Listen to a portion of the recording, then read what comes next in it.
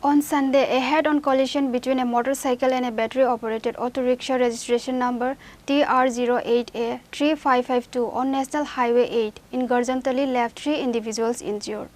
Fire and emergency services personnel promptly rescued the victims and transported them to the Sabroom Sub-Divisional Hospital.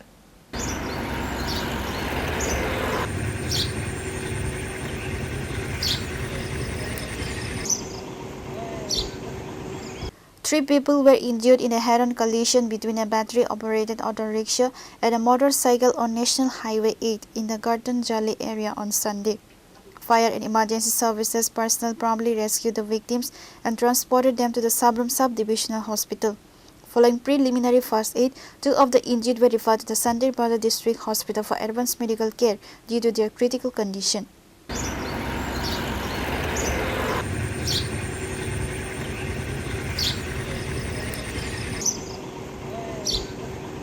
Pure report, Chini Khorang.